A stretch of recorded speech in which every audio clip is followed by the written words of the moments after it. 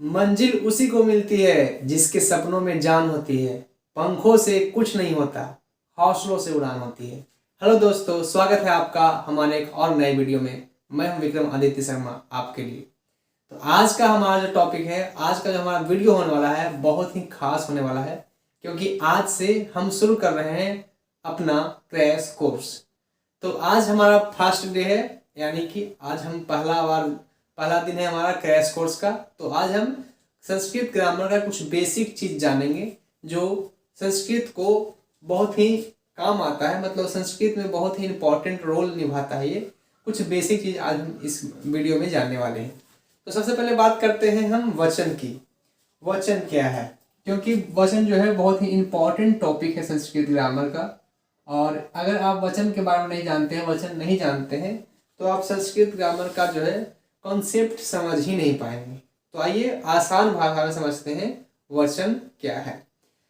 वचन का मतलब होता है संख्या। क्या होता है? संख्या। इसको हम नंबर भी कह सकते हैं, इंग्लिश में कोई गलत नहीं होगा। Number, NUMBER, number. वचन यानी कि नंबर। तो अब इसको परिभाषित करना और भी ज्यादा आसान हो गया है कि जिससे नंबर का बोध हो, यानी कि संख्या का बोध हो, उसे वचन कहते हैं। फिर से एक बार, जिससे संख्या का बोध हो यानी कि नंबर का बोध हो, उसे वचन कहते हैं। जैसे कि एग्जाम्पल के लिए, अगर मेरे हाथ में 2 मार्कर हैं, तो ये जो संख्या का बोध हो रहा है 2, यही तो वचन है। जिसमें संख्या का बोध हो जाए, संख्या आ जाए, वही हो जाता है वचन, यानी कि नंबर। अब हम जानेंगे, देखिए मैं परिभाषा जो है इस बार लिखाने की कोशिश नहीं करूंगा, क्योंकि मैंने पहले ही ऑलरेडी इस पहले 2 वीडियो बना दिए हैं, वचन परिभाषा भी दिया है। तो आज हम सिर्फ कॉन्सेप्ट को समझेंगे, ठीक है। मैं आपको आसान से आसान भाषा में समझाऊंगा कॉन्सेप्ट। तो कॉन्सेप्ट समझिए, फिर आप परिभाषा खुद से भी लिख लीजिएगा, ठीक है। तो आइए सबसे पहले जानते हैं कि नंबर क्या है, यानी कि वचन क्या है। तो अभी मैंने आपको परिभाषा बताया कि जिससे संख्या का बोध हो, उसे वचन कहते हैं। अब हम जानेंगे वचन कितने प्रकार के होते हैं। तो संस्कृत की बात करते हैं, क्योंकि अभी हम संस्कृत ग्रामर पढ़ रहे हैं। तो संस्कृत में नंबर यानी कि वचन 3 प्रकार के होते हैं। तो मुझे यहाँ पर मैं लिख लेता हूं थोड़ा सा स्टार देकर। संस्कृत में वचन 3 प्रकार के होते हैं।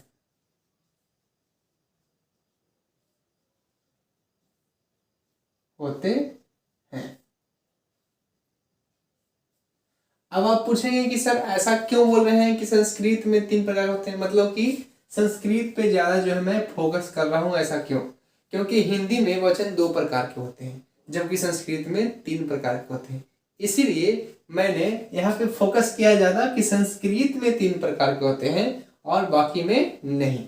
और वो कौन कौन 3 प्रकार हैं? तो 3 प्रकार इस प्रकार से हैं।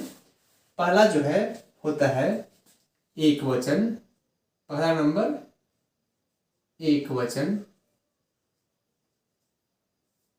दूसरा नंबर जो है होता है द्विवचन।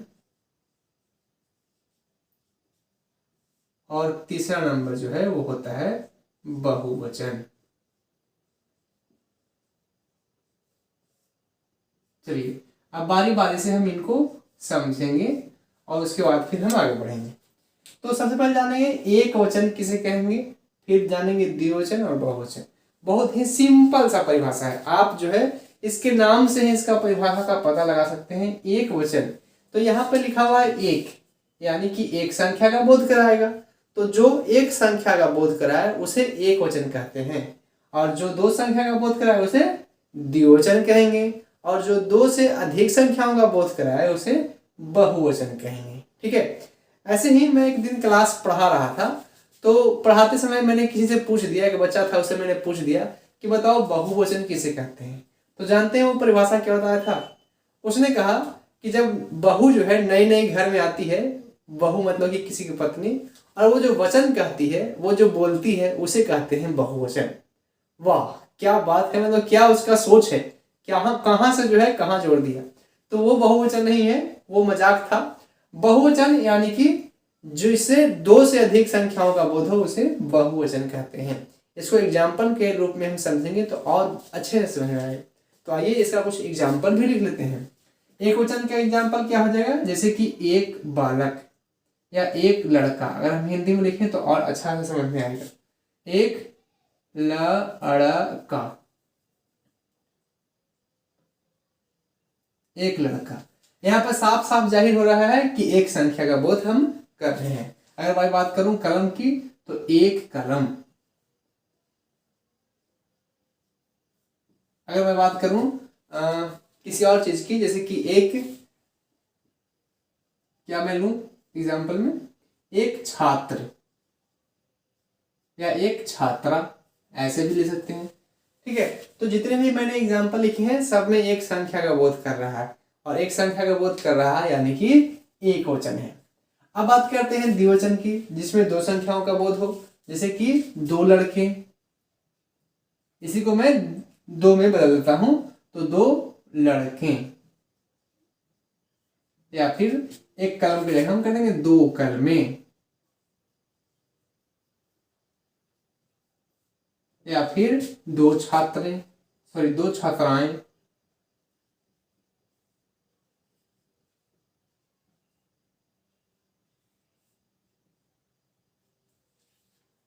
दो छात्राएं, ईटीसी लगाएंगे, ईटीसी यानी कि इत्यादि। ठीक है, मतलब कि और भी बहुत सारे एग्जाम्पल हो सकते हैं, जितना आप बनाए उतना कम है। तो अब आते हैं बहुवचन पे। बहुवचन तो इसमें मैंने आपको बताया कि जिसमें दो से अधिक संख्याओं का बोध हो वो बहुवचन हो जाता है। तो बहुवचन का एग्जाम्पल इस प्रकार से होगा, जैसे कि तीन लड़के, या तीन से अधिक भी कहें तो बहुवचन में आएगा।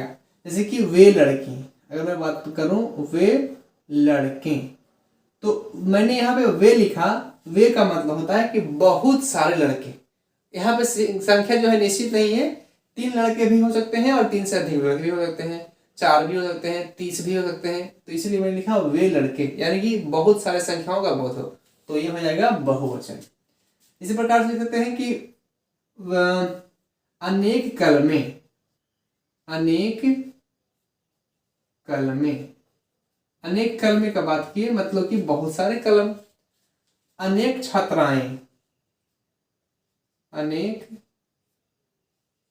छात्राएं मतलब बहुत सारे छात्राएं, ईटीसी, और भी बहुत सारे एग्जाम्पल हो सकता है। तो ये था वचन, जिसको हम अभी समझें। एक और फिर से मैं दोहरा लेता हूं। वचन का परिभाषा इस प्रकार से होता है कि जिससे संख्या का बोध हो, यानी जिसमें नंबर का बोध हो, उसे हम कहते हैं वचन। वचन संस्कृत में मुख्य रूप से तीन प्रकार के होते हैं। पहला है एक वचन, दूसरा है द्विवचन, और तीसरा है बहुवचन। बहुत ही सिंपल इसका परिभाषा है, याद करना बिल्कुल आसान है, क्योंकि इसके नाम में ही इसका परिभाषा छुपा हुआ है। एक वचन यानी कि एक संख्या का बोध होता है, द्विवचन यानी कि दो संख्या का बोध होता है, और बहुवचन यानी कि दो से अधिक संख्याओं का बोध होता है, उसे बहुवचन कहते हैं। परिभाषा मैंने साथ में लिख दिया है। एक वचन में आता है एक लड़का, एक कलम, एक छात्रा, और भी बहुत सारा हो सकता है।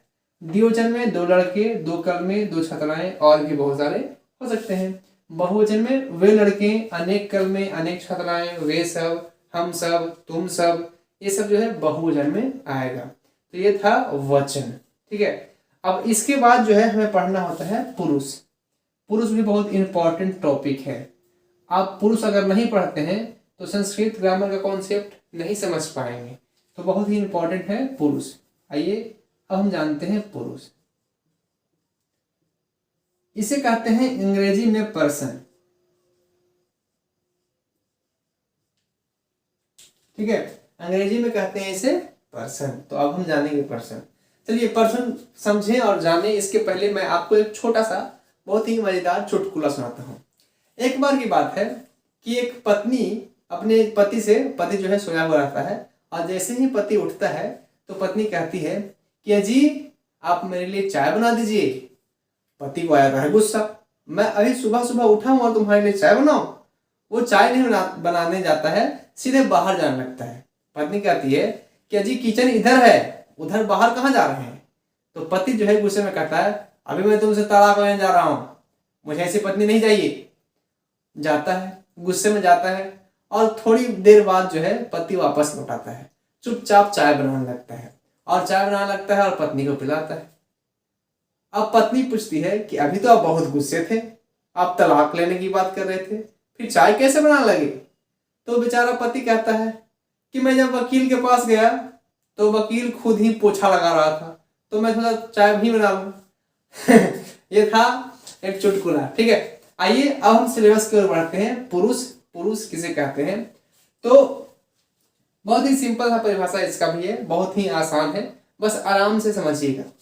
पुरुष यानी कि पर्सन, जिसे हम first person, second person, third person भी पढ़ते हैं अंग्रेजी में, बस संस्कृत में ही पढ़ना है, जिसे हम पुरुष कहते हैं। इसका नाम बस थोड़ा सा चेंज है। तो पुरुष कहते हैं बोलने वाले को, सुनने वाले को और जिसके बारे में कहा जाए। ठीक है, फिर से मैं एक बार दोहरा रहा हूं, बोलने वाले को, सुनने वाले को और जिसके बारे में कहा जाए, इन तीनों को पुरुष कहा जाता है। मैं परिभाषा नहीं लिखवाऊंगा क्योंकि मैंने पहले ही परिभाषा लिखवा दिया है, इसका वीडियो मैंने पहले भी बनाया था। तो इस बार जो है आप सिर्फ समझिए, कॉन्सेप्ट पे ध्यान दीजिए और समझकर आप जो है खुद से परिभाषा क्रिएट कर सकते हैं। तो मैं फिर से बता रहा हूँ, पुरुष किसे कहेंगे? बोलने वाले को, सुनने वाले को और जिसके बारे में कहा जाए, इन तीनों को पुरुष कहा जाता है। अब बात करते हैं कि पुरुष कितने प्रकार के होते हैं। तो मैं लिख देता हूँ, पुरुष 3 प्रकार के होते हैं। पुरुष कितने प्रकार के? 3। देखिए संस्कृत में वचन भी 3 प्रकार होता है और पुरुष भी 3 प्रकार के होता है। तो मैं लिख देता हूँ, पुरुष 3 प्रकार के होते हैं।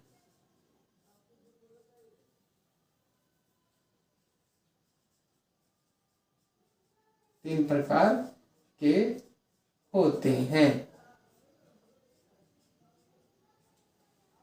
अब कौन कौन 3 प्रकार हैं? तो 3 प्रकार इस प्रकार से हैं।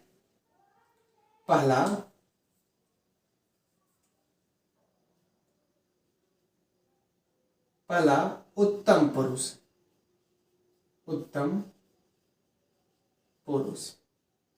दूसरा, मध्यम पुरुष।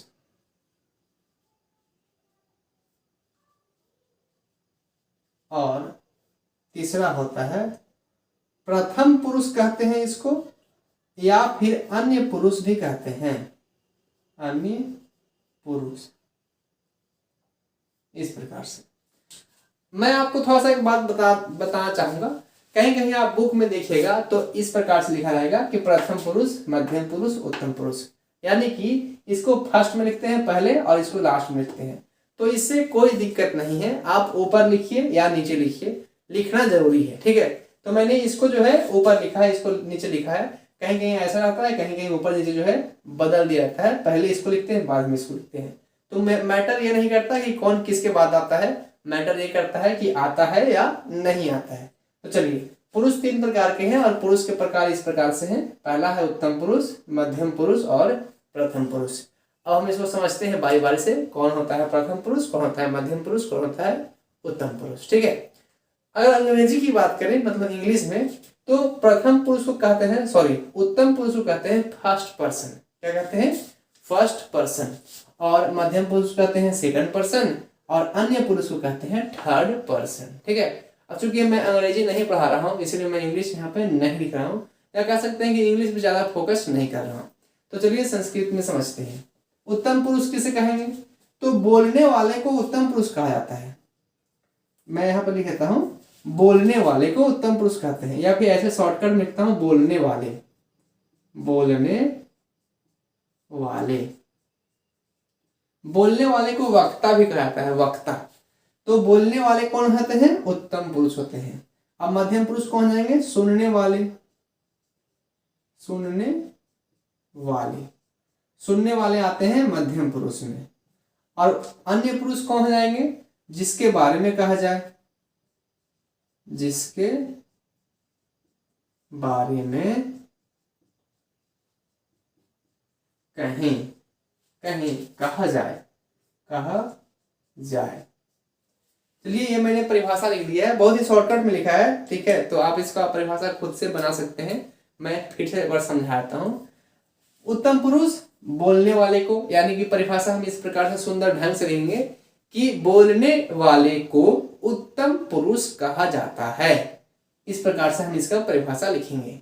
अगर मध्यम पुरुष की परिभाषा की बात करें तो इस प्रकार से लिखेंगे कि सुनने वाले को मध्यम पुरुष कहा जाता है, और प्रथम पुरुष या अन्य पुरुष जिसके बारे में कहा जाए उसे प्रथम पुरुष कहा जाता है। तो ये था इसका परिभाषा। अब इसका कुछ एग्जाम्पल भी समझ लेते हैं, तभी तो आसान भाषा में समझ में आएगा। तो बोलने वाले कौन है, कौन जो है बोलने वाले होंगे। जैसे कि मैं यहाँ पे पढ़ा रहा हूँ, तो अपने आप को संबोधित करने के लिए मैं का प्रयोग कर रहा हूँ, तो मैं जो है वो उत्तम पुरुष में आता है, यानी कि बोलने वाले में आता है। तो इसका एग्जाम्पल हो जाएगा मैं। अगर दो व्यक्ति हम बोलते तो हम बोलते हैं कि हम दोनों, हम दोनों। और अगर हम बहुत सारे होते तो बोलते कि हम लोग, हम लोग। कभी कभी हम सब भी होता है तो मैं यहाँ पे सब लगा देता हूँ, हम लोग कहिए या हम सब कहिए, सेम बात है, ठीक है। तो बोलने वाले में यानी कि उत्तम पुरुष का एग्जाम्पल मैं, हम दोनों और हम लोग या हम सब होता है। इसी प्रकार से मध्यम पुरुष की बात करें, इसका एग्जाम्पल कौन होगा, तो इसका एग्जाम्पल होता है तुम। तुमको तू भी कहते हैं, ठीक है, शॉर्टकट में तू कहते हैं। जब आपका करीबी रिश्ता किसी के साथ है, जैसे कि दोस्त, तो हम उसको तू कुत्ता है, कमीना है, कुछ बोल दो, बुरा नहीं मानेगा, ठीक है। अगर पक्का वाला दोस्त है तो बुरा नहीं मानेगा, नहीं तो अगर पक्का वाला दोस्त नहीं है तो बुरा मान देगा, माथा ही फोड़ देगा, ठीक है। तो थोड़ा सा बच के। हाँ, तो तुम मध्यम पुरुष में आता है तुम। अगर दो लोग हैं तो बोलेंगे तुम दोनों, और अगर अनेक लोग हैं मतलब बहुत सारे हैं तो तुम लोग या तुम सब। और इसी प्रकार से प्रथम पुरुष यानी कि अन्य पुरुष में भी होता है। इसमें जिसके बारे में कहा जाए, तो जिसके बारे में कहा जाए जैसे क्या कौन कौन हो सकते हैं, तो वह। अगर कोई व्यक्ति अकेला है या लड़की अकेली है तो वह बोलेंगे उसको। अगर दो है तो वे दोनों बोलेंगे, वे दोनों। अगर बहुत सारे हैं तो बोलेंगे वे लोग। मैं नीचे लिख रहा हूँ, वे लोग। अगर किसी कोई नाम है, मतलब कोई किसी को हम वाह नहीं बोल के हम किसी का नाम लेंगे, तो सारा का सारा नाम जो है इसी में आता है नाम। जैसे राम, श्याम, सीता, गीता, कुछ भी, ठीक है। कुछ भी अपना नाम भी ले सकते हैं, अपनी गर्लफ्रेंड का नाम भी ले सकते हैं, कोई दिक्कत नहीं है, ठीक है। आइए, तो अन्य पुरुष जिसके बारे में कहा जाए उसे अन्य पुरुष कहते हैं। इसका एग्जाम्पल वह, वे दोनों, वे लोग, या किसी का भी नाम आप इसमें रख सकते हैं। तो ये था वचन और पुरुष। एक बार फिर से समझ लेते हैं। वचन यानी कि जिसे संख्या का बोध हो, यानी कि नंबर। पुरुष यानी कि पर्सन। दोनों के तीन तीन प्रकार हैं। वचन तीन प्रकार के हैं, एक वचन, द्विवचन, बहुवचन। पुरुष तीन प्रकार के हैं, उत्तम पुरुष, मध्यम पुरुष और प्रथम पुरुष, ठीक है। दोनों का एग्जाम्पल जो है मैंने साफ साफ आपको दिखा दिया है। अब हम बताते हैं।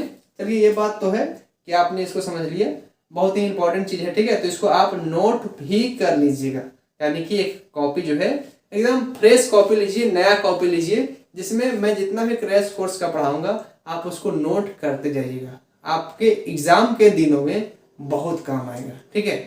तो आप इसको नोट कर लीजिएगा। एट लास्ट में मैं आपको उतारने के लिए भी टाइम दूंगा। तो ये था वचन और पुरुष, बहुत इंपॉर्टेंट है, और इन्हीं के सहारा से हम ग्रामर का कॉन्सेप्ट जो है क्लियर करेंगे। मतलब बहुत इंपॉर्टेंट है यार, क्या कहें हम आपको, बहुत इंपॉर्टेंट है। पढ़ लीजिए, बस मेरा बात मानिए और याद कर लीजिए, ठीक है। तो आज के वीडियो में बस इतना ही है, क्योंकि धीरे धीरे बढ़ेंगे और थोड़ा सा समझदारी के साथ समझ कर बढ़ेंगे तो अच्छा होगा। तो आज के वीडियो में बस इतना ही है। तो कैसा लगा वीडियो आप मुझे कमेंट करके लिखिए, और वीडियो को लाइक कर दीजिए। अगर चैनल पर नए हैं तो पक्का सब्सक्राइब कर लीजिए, बहुत काम का वीडियो है और आगे भी ऐसा वीडियो आने वाला है, ठीक है। तो सब्सक्राइब कर लीजिए, बेल आइकन ऑल पर सेट कर लीजिए, ताकि आगे आने वाला वीडियो सबसे पहले आपको मिल जाए, ठीक है। और हाँ, अपने दोस्तों के साथ शेयर करना बिल्कुल नहीं भूलिएगा। ढूंढ के दोस्त को शेयर कीजिए। जितने भी आपके भाई बहन हैं जो बोर्ड एग्जाम की तैयारी कर रहे हैं, इस बार 2023 में बोर्ड एग्जाम देने वाले हैं, सबको शेयर कर दीजिए। वीडियो बहुत जरूरी वीडियो है, ठीक है। तो फिर मिलते हैं एक नए वीडियो में नए टॉपिक के साथ, और वीडियो जो है कल ही आएगा, ठीक है। अब आपको हर रोज सुबह 7 बजे वीडियो मिल जाएगा। बिल्कुल तैयार रहिएगा, एकदम नहा धोकर तो नहीं कर सकते हैं, बहुत ठंडे के मौसम है, नहाना भी बहुत खराब होता है ठंडा में, ठीक है, सबको बताइएगा नहीं। हाँ, तो 7 बजे पक्का वीडियो आ जाएगा। तब तक के लिए मिलते हैं नेक्स्ट वीडियो में। बाय, जय हिंद।